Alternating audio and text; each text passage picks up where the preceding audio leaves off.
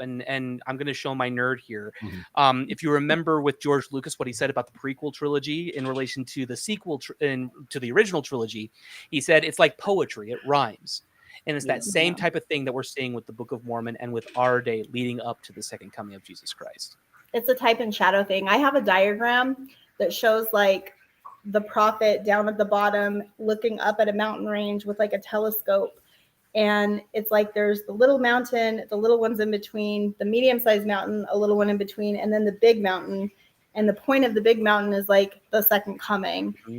And like the little mountain is like all the types being established, like all those types in scriptures that are like the first occurrence of something happening. And then the middle is everything that happened again in the meridian of time with Jesus Christ, and it sets the pattern for the type.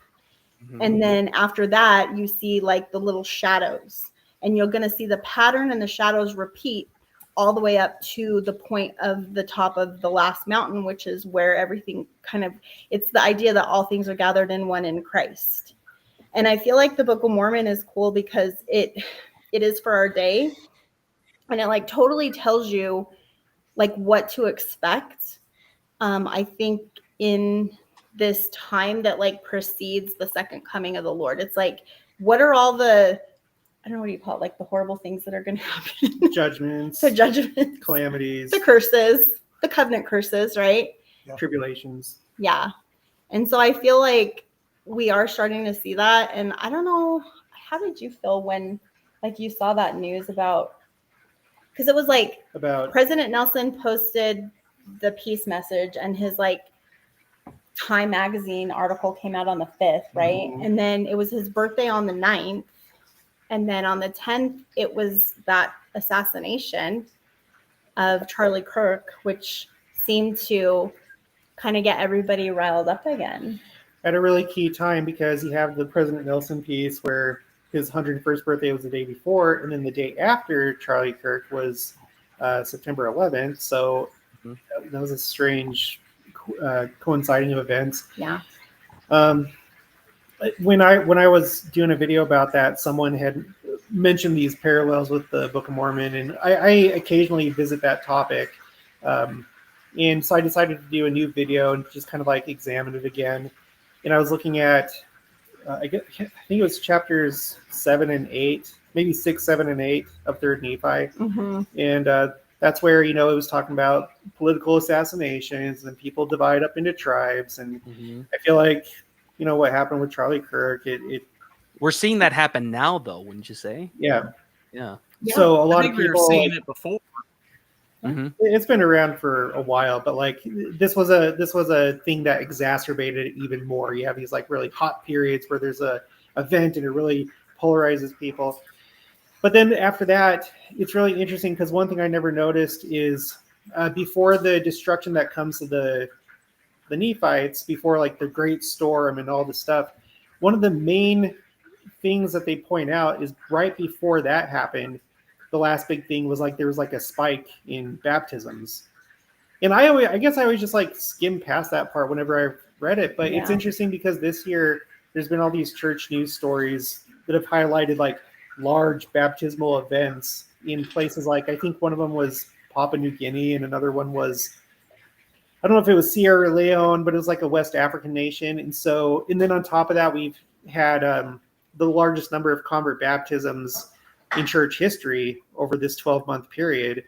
And so is that where we're at right now? Like the last thing before the Great Destruction? I don't know, but that's something that... Well, there's some more, Jared, because we announced a temple for the DR Congo. And just the other day, 1,800 Christians were murdered in Congo. Really? Wow. Just the other day? Yeah, just the other day. Wow. Overall, across Africa, because of Boko Haram violence, there's been 100,000 Christians killed in like 10 years. Numerous churches get burned, thousands of them. And then what about there's a guy? Like, how's the church doing over there? Do we know? Well, we're building a temple in Congo, so and then we have been doing relatively well. Yeah, we've been doing fine in those terms. I don't know how safe everybody feels. There's a gentleman, a brother in my ward. our word split, so I almost said last word, but like kind of last word. And he's from Congo, and he wasn't a member of the church when he was living there, but they were Christian. And Boko Haram came into his village, and they had to flee, and he got separated from his family for a few years before they got reunited here in the U.S. His conversion story is that he got to the U.S. via France through an NGO, and he was walking out of the Washington, D.C. airport along the freeway, and elderly LDS couple stopped to pick him up, and that was the beginning of it all. And they helped him reunite with his family and everything, and they're great family.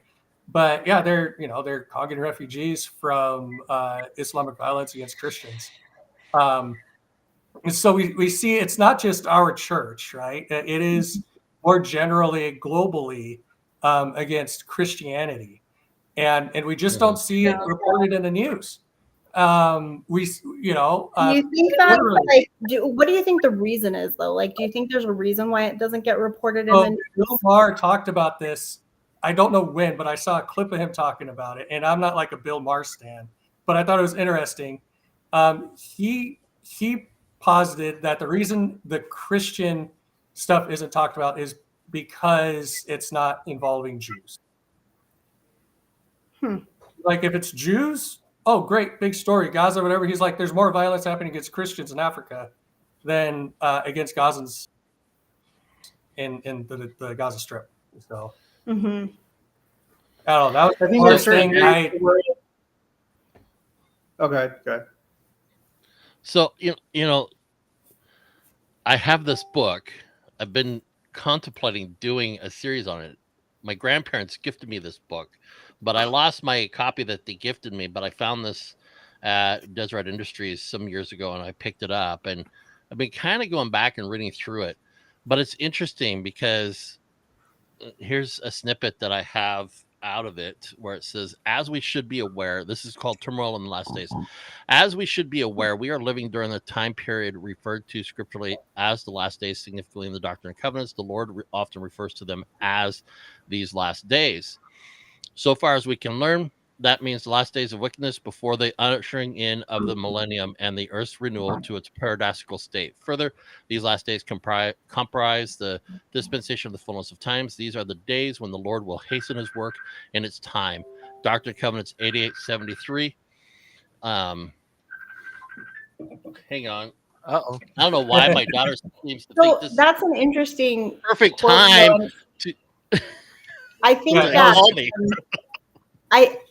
did you guys see that? Did you see the one that Ahmad Corbett did at the fair conference? Did you guys see that? Have you watched that yet? I know you did. Snippets of it, not the full thing yet, though. Okay, well, I need to watch it still. You need to watch it. Go watch it because it was like a killer talk, and I really hope that he'll do it again, like over the pulpit at General Conference, because he basically said that even in the church, we're going to experience this like falling away. And he talked about how this is like a sign of like the fullness of the Gentiles, like both the righteousness and the wickedness come to a fullness, right? There's like the two things happening parallel. It's like the wickedness rises and the righteousness does too. And it's like equal and opposite. And I think it was Neil L. Anderson had talked about how there's like these opposing forces, but they always kind of like equal out, right? Like as wickedness rises, righteousness does too. And it's kind of like the theme in Isaiah, like the whole book in Isaiah, or like the book of Revelation. There's like these two choices, these two paths. And I feel like he really touched on this. And he was talking about how it's because of our wickedness, because of the wickedness of like us Western Gentile Christian nations, that those curses come. And I cannot help but see that like right now, like just waking up this morning, like last night, I felt sad, like hearing about President Nelson. I'm going to start crying. Oh my gosh, stop. Because I loved President Nelson. And I had like experiences just in talking with him. He's just such a great man. And it was just sad to see him pass away. And like, we all knew this day was coming, but I didn't really expect it to be like last night. And I felt like really emotional. And then I wake up in the morning and then there's like this terrible news that's like in contrast to this great news about the prophet. And I feel like the same thing happened a week or two ago with the whole Charlie Kirk thing, because it was like President Nelson puts this message out about peace. And then like 5 days later, it's like everything but peace. And then he passes away. And then, of course, Charlie Kirk dominates the headlines instead of President Nelson's Time magazine article.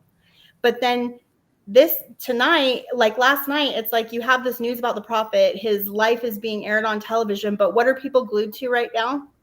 The bad thing that happened. Do you see what I'm saying? Yeah. There's like this wickedness and this righteousness. There's like a positive message from the Lord that he wants us to hear. And then there's what Satan wants us to hear. And they're happening simultaneously. Mm-hmm.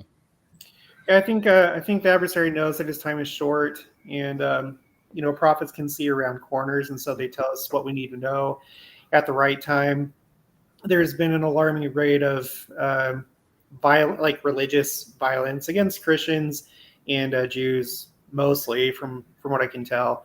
When it comes to Africa, yeah, I just wonder if Africa historically doesn't really get much news coverage for anything, because I think the way that people perceive it, it's like I don't know. I just wonder if like that was going on in like Europe, or if it was going on in some other place, like everybody would be losing their minds. Oh, and yeah. I'm not saying I'm not trying to be controversial, but I just wonder if that's the case. But that obviously doesn't take away from the seriousness. Don't worry, Latter-day Lion likes controversy. I don't know. I thrive on it. He's a walking controversy. He's a walking controversy. You could totally say it on here. Yeah, it's fine. So I don't know, but it doesn't take away from what's happening for sure. And it's just the fuller signs of the times. There's been this spike, especially this year, in religious violence. Do you guys think that, like, because you mentioned how prophets see around corners, right? And do you get the feeling that maybe President Nelson like knew that the violence was going to increase, or that like persecution would increase, and that like maybe that's why he delivered that message? Because I was kind of thinking about it last night. And then you've talked about this on your channel about how, so Jared his whole channel is like Second Coming stuff, for those of you who don't know. And so if this is like a topic that you love, that's like his main niche. And he had done more than one video on how they were called as apostles, how President Nelson was called one day, and then the next day Dallin H. Oaks was called. Do you want to recap that? Oh, with the day apart, and was it Kimball? Okay, so this is how it went. I can't remember who they replaced. I think it was LeGrand Richards and Marky Peterson. Yeah. I can't remember which one died first, but let's say it was LeGrand Richards. He died on January 11th of 1983. At that time, President Kimball was very ill, to where he couldn't really do anything. A general conference goes by, and there isn't a new apostle appointed. And then October comes around, and then still no new apostle. You get to January 11th of 1984, and now Marky Peterson passes away. And so now you have two vacancies, and you have a sick prophet that can't fill those vacancies. Well, during a moment of lucidity, he was able to call for President Hinckley, who was like a second counselor at the time or something, and told President Hinckley, call Nelson and Oaks in that order. And so they both started at the same time, and it was just really interesting. Also, and sorry, I don't mean to go too far off into like Second Coming or weird signs. Do it. But This is your thing. It was in between. It was in between the death of those two apostles that you had this unusual flooding in downtown Salt Lake City, like right up to Temple Square. Basically, they had to like get all these sandbags and all these men to like divert the flow of water down State Street. And when we think about the Second Coming, we think about how it's similar to the days of Noah.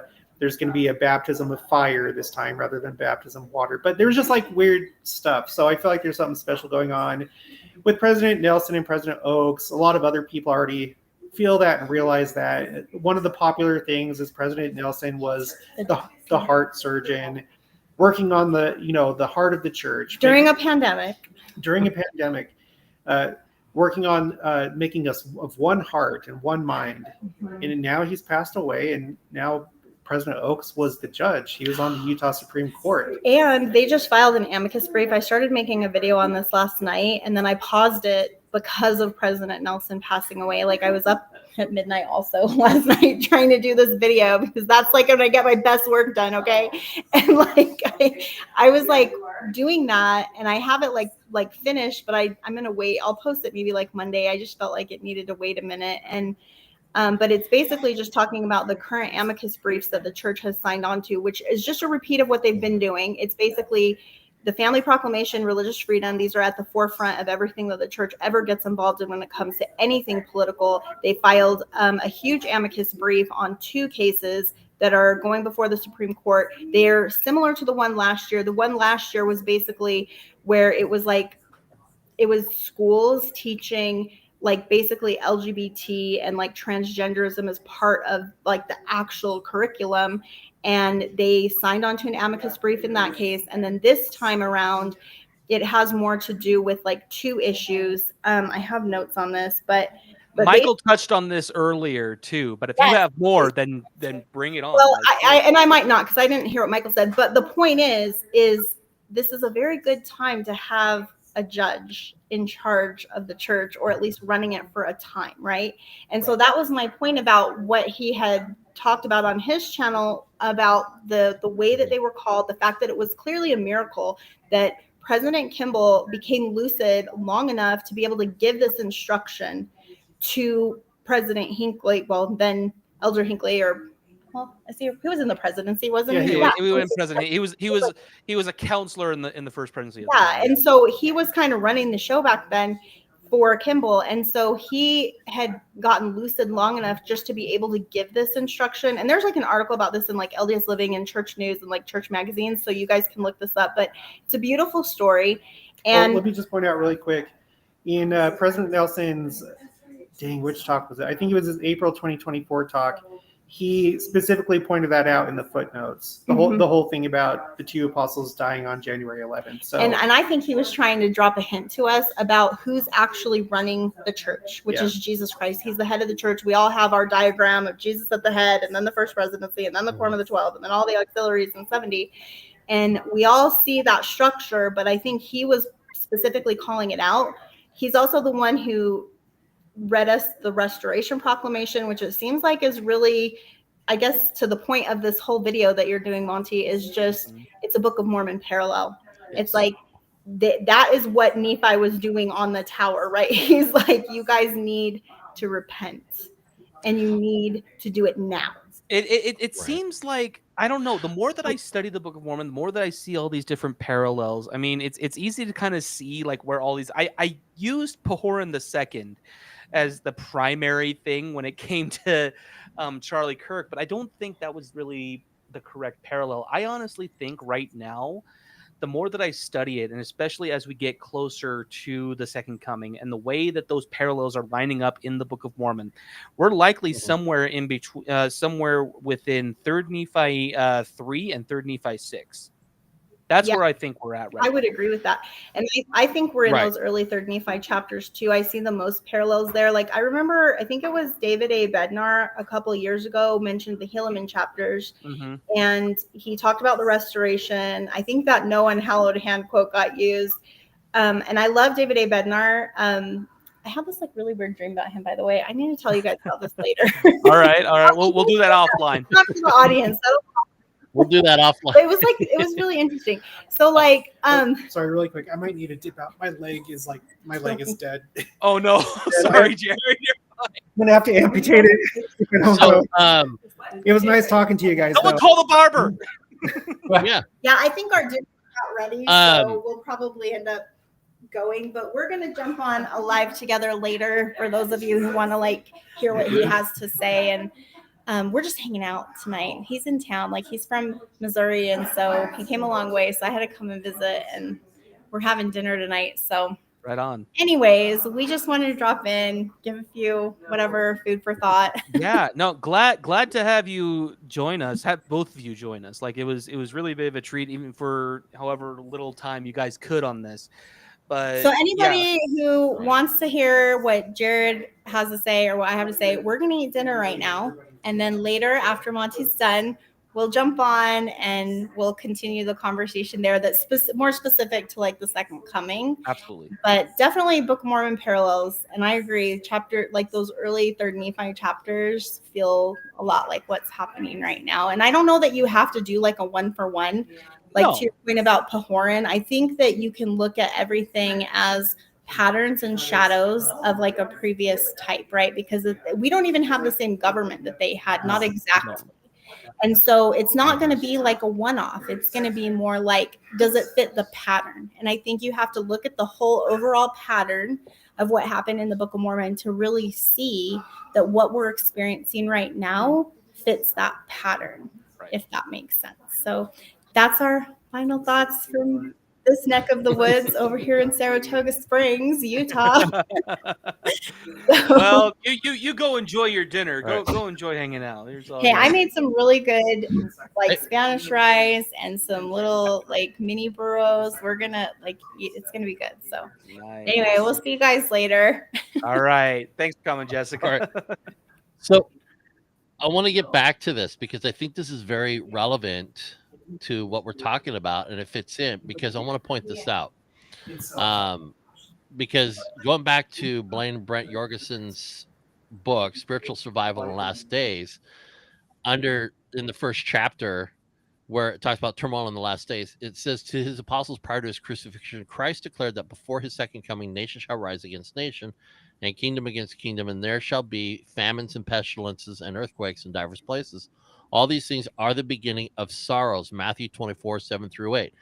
When I did my deal last week, or was it last week or the week before, commemorating the September 11th, and then the issue with the assassination of Charlie Kirk, and going back to Ecclesiastes 3, we're in a season of sorrow right now. I think we are starting to come to the realization that our hearts are heavy. We're in a season of sorrow. We're in a time where, you know, I agree. We're in those chapters of what's happening, and he talks about that. And it goes on. We wonder why such events are to occur. The answers that come from the prophets confirm that the Lord allows such calamities because of the wickedness of the people. Paul describes these people of the last days as lovers of their own selves, covetous, boasters, proud, blasphemers, disobedient to parents, unthankful, unholy, without natural affection, truth breakers, false accusers, incontinent, fierce, despisers of those that are good, traitors, heady, high-minded, lovers of pleasure more than lovers of God, having a form of godliness but denying the power thereof. From such turn away. This is 2 Timothy 3, 2-4. Nephi adds, but behold, in the last days, or in the days of the Gentiles, yea, behold, all the nations of the Gentiles, and also the Jews, both those who shall come upon this land and those who shall be upon other lands, yea, even upon all the lands of the earth. Behold, they will be drunken with iniquity and all manner of abominations. And when that day shall come, they shall be visited of the Lord of hosts with thunder and with earthquake and with a great noise and with storm and with tempest and with the flame of devouring fire. This is 2 Nephi 27, 1-2. And then I posted in the for everybody that went on all of our live streams that were our channels that were streaming, not enemies but wickedness that brings wrath. And this is very interesting. Interestingly, it was neither the enemies of the Nephites nor the enemies of the Gentiles, nor will it be the enemies of the great and abominable church that bring destruction upon them or her. Rather, as Moroni explained, it is the wickedness and the abominations of the people themselves that prepare a way for their own destruction. This is in Ether 14:25. Once they have fully ripened in iniquity, then war is allowed to come upon them as a consequence of their own behavior. So everybody's talking about that there's this coming war. There's this coming civil war, but it's going to come by way of rich iniquity, gross depravity, gross wickedness that is going to be so pervasive that war is just going to break out because of the hardness of people's hearts and the stiff neckedness of people's necks, and the stubbornness of that. Well, I think Michael made the point about that. This attack today is kind of the proof of that. I don't think he knew about the article saying the church joined in and kind of sent that stuff to the Supreme Court. But when you're getting down, it's, I think it kind of goes what Monty and I were talking to somebody in a live last night.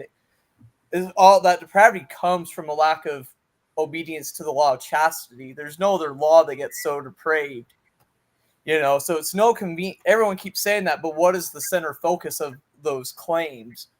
And we're even seeing it across the world, like the U.S. and trying again not be political about it, but like the U.S. ranks kind of lower on the LGBT like freedom scale across the world, and all the other nations are kind of looking at us sideways.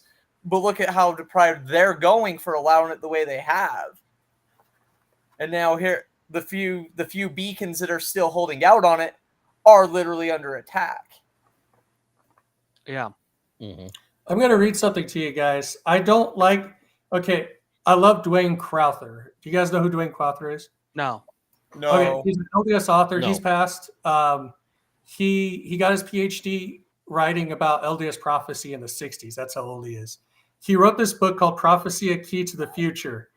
I was dumb enough that after I gave the original copy I had away, I went and I bought the wrong copy of it because it got an updated edition by his son, and his son's a lunatic. However, he keeps his Okay. yeah. No, his son turns it into something hyper partisan politically, and it ruins the book. Oof. But it's So can you say you got the ranting yeah, a little lunatic bit. there? But he keeps his dad's writings in here. He just tries to expand on them in the wrong way. I'm going to read this. This is from a section called "The United States Warned of Conflict During Period of Preparatory Wars," prior to a Third World War.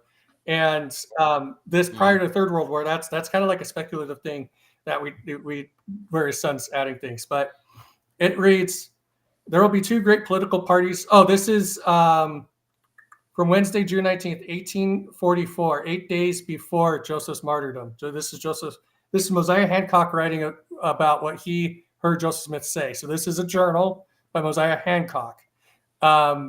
We have to take a little bit of a grain of salt because it's a journal, but this is what he wrote. Mm-hmm. There will be two great political parties in this country. One will be called the Republican, which in 1844 had just started in Illinois. Remember, Abraham Lincoln's from there. They barely started that party in 1844. And the other, the Democrat Party, which exists since Jefferson. These two parties will go to war, and out of these two parties will spring another party, which will be the Independent American Party. So just to pause again, those who hear talk of like, well, or if you ever see it online, well, is this the start of an independent party or whatever have you? They're referring back to this, to Mosiah Hancock's journal.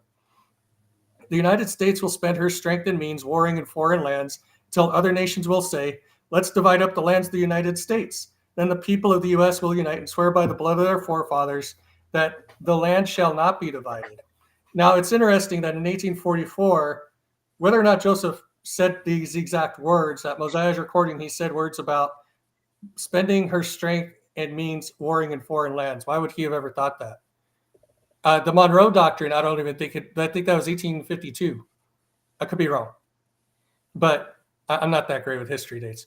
Mosiah, you know that stuff. But and someone look up Monroe Doctrine because I don't even think it had been penned yet. 1823. I was like you. I was thinking it was different. I think you're referring to Polk's doctrine of manifest destiny. But Monroe, was 23. I think, okay. Either way. Still interesting. They're talking about the United States spending her strength and means warring in foreign lands. To continue, then the country will go to war and they will fight till one half of the U.S. Army will give up and the rest will continue to struggle. They will keep on until they are very ragged and discouraged and almost ready to give up, when the boys rush forth in time to save the American army from defeat and ruin. And they'll say, brethren, we are glad to have you come. Give us men, henceforth we can talk with God. Then you will have friends, but you will save the country when its liberty hangs by a hair, as it were. So most people talk about, the Constitution hanging by the hair. And some of these things, and what Joseph seems to be saying is that there's going to be such foreign entanglement that ends up on our soil as a result of us choosing to go out to others, that will the country will be saved by the church after this struggle or as a result of this struggle. So it's kind of fascinating how that's structured. When we also have a lot of people they refer to, well, after the Constitution's hanging by a thread, then the men of Zion will rise up and save it or whatever, and it won't be in Washington D.C. and all that. There are some other quotes that he has that are some of the crazy stuff from that implications of the son of Dwayne Crowther. But I always found that quote to be interesting. Some of the quotes they talk about, I think it was Orson Pratt speaks about a border wall at one point. Why would someone think about a border wall between Mexico when the Saints fled to Mexico? Prophecy there. Like, yeah, so there's a lot of stuff. I mean, right. Don't get this version of it. Don't get the updated bad. Don't do that. Get the red cover. Don't Update get it. That's the first time lunatic. I've heard anybody say updated version bad of any book. It really is. Yeah. Yeah. Get the red cover, the original. I think there are 2 editions of the original. I think there was like a revision, but that was done by Dwayne himself. Still good. Yeah. All So right. anyway, just something there. I don't want to get too weird and conspiratorial or whatever, but these are words of the prophet as recorded by people that knew him, witnessed him say them. However they recorded them, it's going to be somewhat faithful, right? They're not intending to be incorrect. It's relying on memory to whatever extent it takes for a scribe to do that. But well, I think the reality is, I remember back in the 1990s, mid 90s, around 93, 94, 95, the mid 90s. There were stories circulating that I've been hearing within the evangelical Christian community about mysterious people getting into vehicles and saying the trumpet's about ready to blow, be prepared, or something like that, and then they would just disappear. End times prophecy. I have had personal revelation. I don't share them. I've written them down. I don't share them. They are so memorable. And all I can say is I'm seeing a lot of the fruition for that, because I think this is, the Lord gives us personal revelation, not just to understand the gospel, but I think he gives us revelation to help prepare us for what is coming ahead too.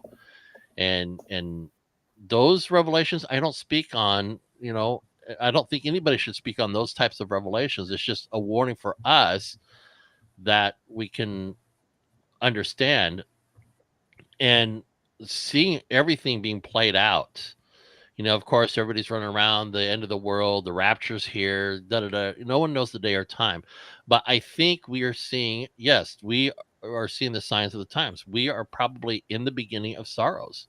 We're in the beginning of sorrows because of what is happening, what is going on. There is a huge revival going on. We're seeing it. We're noticing it. People are turning back to God. But I think that this would probably be the precipice where everybody's coming back, and it's getting that line of demarcation of you're either on the Lord's side or you're not. Right. You're either going to live for the gospel or you're not. And part of living for the gospel is you're going to endure persecution. You're going to endure hardship. You're going to endure the struggles that are come the way. And even to the point of, are you willing to die, to be unalive for your faith? Are you willing to make that ultimate sacrifice? And, and everybody's on this conspiracy. Oh, the beast, the Antichrist. Honestly, I think for me, the Antichrist is going to be AI. It's going to be some supercomputer AI that gives voice to the beast, and then there's going to be the false prophet and the political figure. That's my take on all this. Going, if you want to go conspiracy there, but the reality is what do we do now? What do we do today? How do we deal with these things? It's devastating to wake up, and last night I was up, I was doing some stuff, and then I was coming across where it was being pushed out that President Nelson had passed away, and great. And then I go to sleep, and then I wake up, and the first thing that I read on social media, X of all places, is the the thing that's happening in Blaine, Michigan, and then just keeping track of it. And so these are happening at, they're not isolated incidents anymore. They're not like just, lone things that are happening. They're happening everywhere. And with what's going on with, Portland, and the political rhetoric that we're seeing throughout, there is a line being drawn in the sand as we speak, politically, spiritually, and nationally. Yeah, and just like some of the other stuff, signs of the times. So I'm in Arizona, about an hour and a half directly east of where I live are a couple of towns called Miami and Globe that are kind of like, they're very small. They're old mining towns, and they've kind of been slowly dying over time.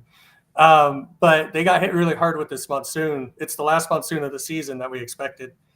And someone said, I don't know if this is accurate. Someone said 3 inches in 30 minutes. Sheesh. Yeah. Now monsoons can do that. Just so you guys are aware, that's not like all that uncommon. Mhm. But what it does is it causes flash flooding, which we're always getting a lot of flash flood alerts out here. And the towns are their downtowns and everything are just wrecked. It's over. So we're actually, the church reached out, all the local leaders. So this came from Salt Lake down through the proper orgs. We're going to head out. They wanted 8 to 10 brothers from every ward to head out there tomorrow and spend the day working however they're asked to. Right now, we're being told that there's still 15 people missing. And so emergency teams are trying to find them. They're scrambling every resource they can. And if they still haven't found them, that'll be a primary focus tomorrow, is a search and rescue for some individuals. So we got to see how that ends up turning out. But just that, like, again, we have all these monsoons and never have we had something happen like this to a couple of towns this bad in my lifetime. It may have happened before for sure. I'm not saying it doesn't or can't. Phoenix and Scottsdale were getting flooded like crazy yesterday and a little bit Friday. No one got swept away. It's much safer. Larger cities, better infrastructure. So when you start thinking about it, and then some of these things start hitting home, it becomes really heavy. I guess you start thinking, now this could be like one of those things. Oh, it comes in threes, or whatever, however you want to parlay that out. But as far as I'm concerned, like, we're seeing a ramp up in weather events that are affecting people, towns, cities. We're seeing, Jared's probably going to talk a lot about all that stuff. It's usually this kind of shtick. I don't want to steal it, but like, we really need to be cognizant and aware and becoming more faithful. The talks that were given today at Sacrament Meeting for us really reminded me of, neither of them said it, but it reminded me of President Nelson's call that in the coming days ahead, we will not be able to spiritually survive without the influence of the Holy Ghost. I know I messed up that quote, but just knowing that we have a reason to have hope and to retain our faith and to grow our faith.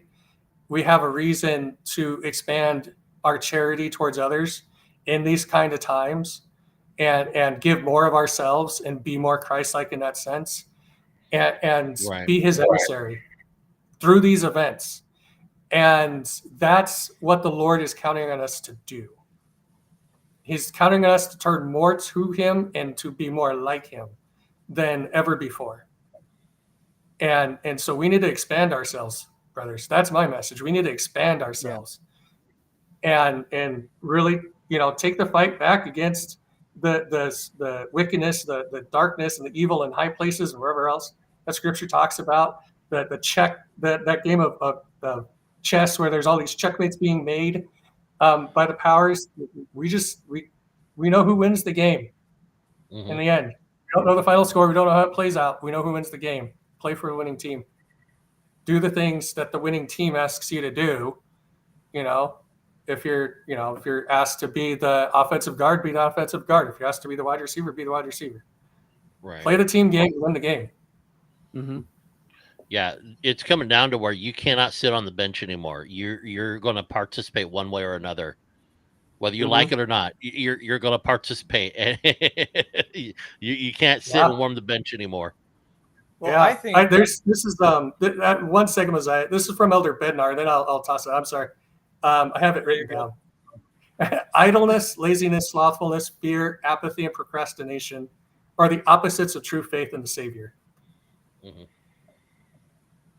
And I think that's the important thing to realize is that, like, again, despite how things are happening, like how things are shaping up here, again, we have the blueprint, right?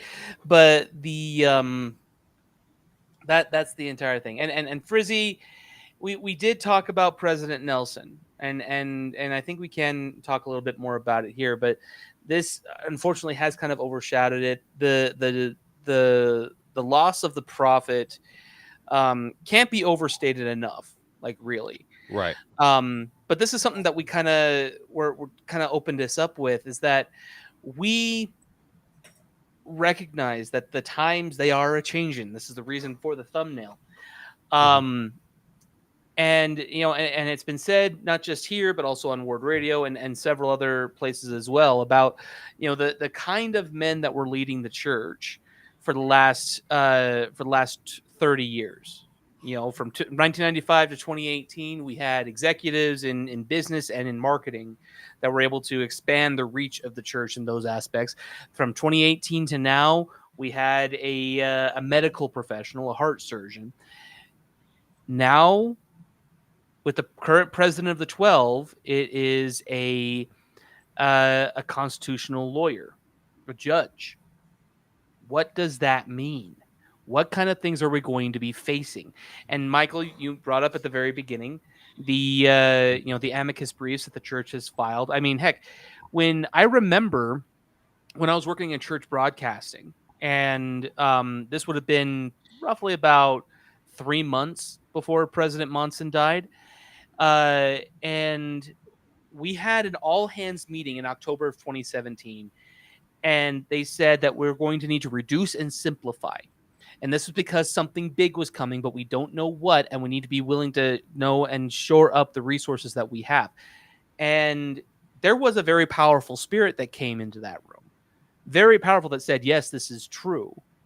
And I had that immediate impression, like, yes, this is actually going to happen. I don't know what my position and what my place is in, with church employment is going to look as far as this concerned. I ended up leaving probably about 6 months after.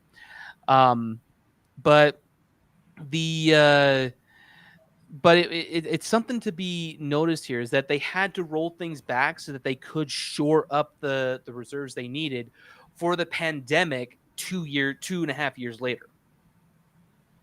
That was a prophecy. They said they didn't know what was coming, but something is coming. We're told we need to prepare, and that's what we're going to do. And what happened? We have the pandemic, and now that we're several years out of that now, what is going to come down the pike? We've already had instances in just the last 3 years alone of people going after the church legally, with the SEC investigation, with the Nielsen brothers trying to get the money from the IRS for getting all of that, and even then they were smacked down. It's like, there's nothing here, right? Mm-hmm. But I don't think it's going to be an accident that for the foreseeable future, at least, we are going to have a constitutional lawyer turned judge as Supreme Court judge for the state of Utah too. Yeah. He wasn't just lower court. He was the highest for a state. Right. Mm-hmm. And so and so in this particular instance, we have to recognize, okay, there's something coming. Again, it's those types and shadows and those patterns that Jessica and Jared were talking about earlier when they were on, talking about what is going to come. And we have to be ready, and we have to have our eyes open to it. This is one of the main reasons why I made the video that I did this week. Correlating the events that we see in the Book of Mormon to what we're seeing now. We have to be able to recognize that, and we have to be able to say, okay, this is what is happening. We need to be prepared. We need to be prepared. Well, and that's what I was saying before Michael's quote. Like you said, we're in like 3rd Nephi 3 to 6 somewhere, right? If you take, again, it always comes back to, you know, and thanks Michael for bringing it up, but like history is my nit. We're in what I call the 4th of the 5 great battles or wars that shaped Christianity. We're in what the 30 Years' War is, the Protestants versus the Catholics. You know, the start, the beginning of the end, because the 5th one I have is the American Revolution, but the beginning of the war can move forward, because prior to that, Catholicism had such a death grip. We're right here. We're seeing, you know, I don't want to say Catholics, but we're seeing general Christianity's losing its death grip on what the gospel is. We're seeing the Gadianton robbers losing their death grips on the people through their secret combinations in the government. But we are, with that loss of that death grip, we are seeing the offensive being pushed. Yes. But, you know, I would say, and I was actually thinking about after watching the unfortunate reality is the Charlie Kirk assassination was the Protestants pushing the Catholic out the window for us. As bad as that is to say, but that was kind of the big predecessor to the third. They pushed, it was like they put out the window, and how dare you do that, the Empire. And we're seeing that now. Like Charlie was like, they got pushed. We're in the, you know, the final one will be the Battle of Armageddon, correlating with the American Revolution, unfortunately. I know, again, it's poetic. I know it's not one-to-one, but when Armageddon happens, that is the predecessing battle that will lead to the coming of Christ. Just as the revolution is what the predecessor was to the coming of the restoration of the gospel. So, and like, it's important you to know, from what I was reading, those things, the preparatory wars, are to happen before Armageddon. Yeah. So what all that's talking about that relates to this country, again, if Mosiah Hancock's record is true, and some corresponding things that are written by others are true, then, you know, Armageddon's after all those things, and you know, when it talks about Israel standing alone, it means Israel standing alone, because we're not going to be able to do anything to help them. well, You know? well, and I was talking. So, I love the Book of Revelation. Like, outside of Acts, I think that's the most I read in the Bible, because Acts is, you know, showing the works of the early, and Revelation is literally. And I remember one of my institute instructors said, he's like, when it says Israel, it's not just that we can't help them, it's that the world is it's a double-sided. It's okay. Edward, say hi real quick, since that's what you're. Hello. But it was a double-sided. It's one, the nation of Israel will be alone. But second, the world will have turned his back on God and His covenant. So it's not just. Okay, Edward, please stop. Go watch K-pop Demon Hunters. Oh gosh. But what was that? He was like, you'll see. He's like, we're seeing it now. In fact, the UN inquiry just came out that, you know, did declare the actions of Israel to be within the frame of genocide. And almost as soon as that came out, 3 or 4 other nations said, "All right, we're back in. We're recognizing Palestine as." It's like nations are starting to back off of Israel, literally. But again, it circles back. We're also seeing the world turn away from God just as much. Mm-hmm. Yep. Well, and I think, you know, and this is just the first chapter of that book, because towards the end of it says fullness versus incompleteness. And again, this is referencing Blaine Bretton Jorgensen's book published back in 1990, Spiritual Survival in Last Days. At the close of the first chapter, it says, if there is a fullness of God's wrath and indignation, then there must also be an incompleteness of it, or in other words, lesser levels of perfectly controlled judgments by God, wrath and indignation. Uh-oh. I hope we didn't lose them. Are at a fullness there is for us as individuals and as a society. Destruction has not been assured. For example, Amulek says to the people of Ammonihah, ye are laying plans to pervert the ways of the righteous and to bring down the wrath of God upon your heads, even to the utter destruction of this people. Alma 10:18. The people of Ammonihah hadn't done it yet, but they were indeed laying plans to commit enough wickedness to ensure their destruction individually and as a people. However, Amulek was still holding out to them the opportunity to repent Alma the Younger says in verification of this, and now, my brethren, seeing we know these things, and they are true, let us repent and harden not our hearts, that we provoke not the Lord our God to pull down his wrath upon us. But let us enter into the rest of God, which is prepared according to his word. Alma 12:37. And so I think what is coming down the pipeline here, I think, there's going to be more and more. You've got to be prepared. I think there's going to be a call back to preparedness, but not the type of preparedness that my generation grew up with, the 2-year supply of food and all that. But there's this spiritual preparedness of you need to be ready to stand. And if you're not ready to stand, you're going to get caught up. You're going to get swept away. You're going to fall.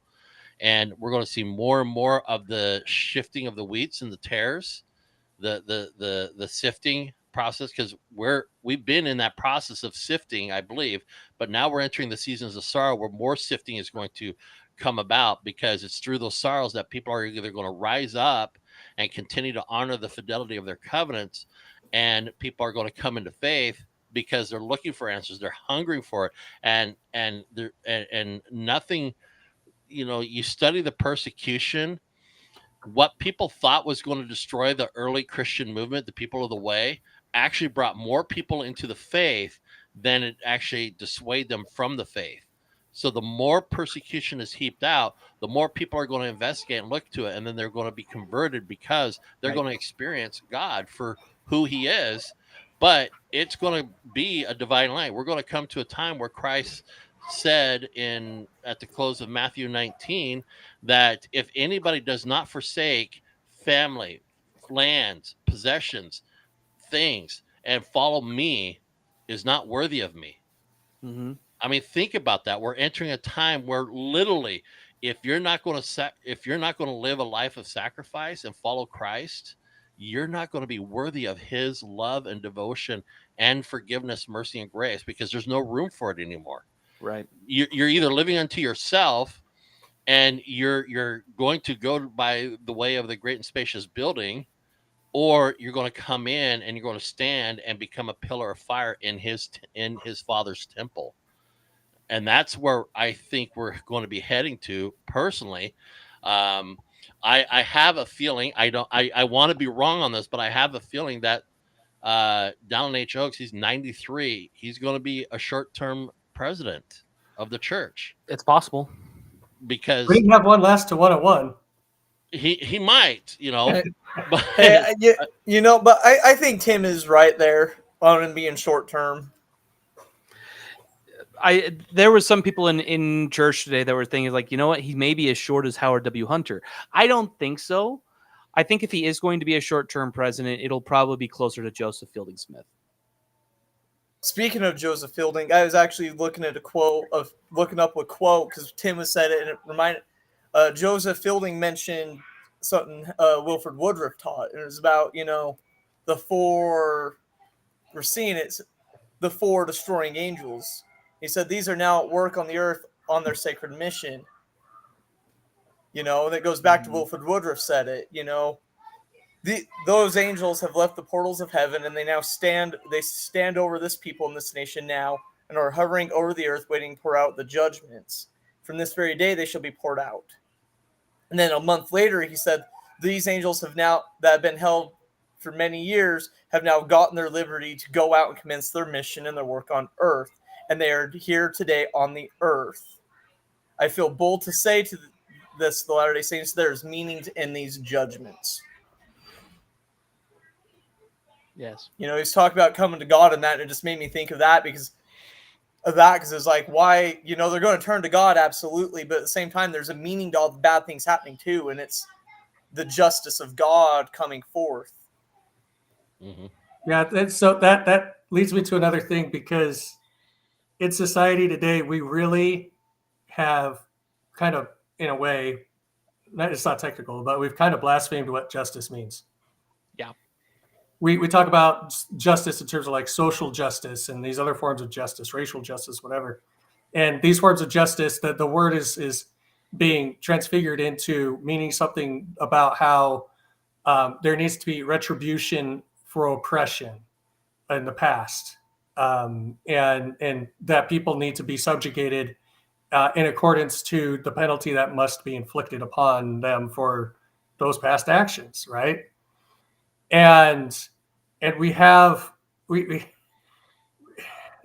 who do you guys know who Taylor Petrie is? He's actually LDS. You're not going to think it after I say this, but he's actually LDS. He's some type of a scholar. He's written a book about queer LDS theology. That's not the name of it, but it's something about that. You guys can look him up. Is he connected to Blair Osler? It's a lot like Blair Osler. Oh, his is Queer Mormon Kinship. The name of his is Queer Mormon Kinship. Okay, all right. Okay, so his point is that like heaven is one big non-binary sexual fest. Oh gosh. So anyway, and he's one of these guys. So he's a queer theorist, very far left, Marxist possibly even, and he had this to say, which was ironic that he said this very recently. Research has indicated that at least part of the reason for the decline in Christianity among younger generations is the perception that it has become an organ of conservative politics rather than a movement to bring about God's justice. And when someone like him talks about justice, if you read everything else he has to say, you know what he means. And it has nothing to do, he's not trying to push for God's justice, because he literally wrote a book that is against the doctrine of the family, entirely against the doctrine of the family. And it's this, let's reimagine and let's queer Mormon theology and let's queer the kinship that we have to God and how that should look and work. And again, queer doesn't necessarily connotate sexuality. Queer just means to transgress the norm. But that's the context of what they're putting in, though. Yes, that's how it's used. Yeah. But technically, when Michel Foucault talked about queering society, he meant to upend the norm, to subvert the norm, to recreate the norm. And then sexuality is the easiest way to do that, because who doesn't find pleasure in it? Oh gosh. It's an easy vector to attack. My dinner, I think, is about done. Thanks for letting me in for the short bit I was. Yeah. The bare minimum I was able to contribute. I hopefully will see. Well, I will see y'all later for. We'll see what happens.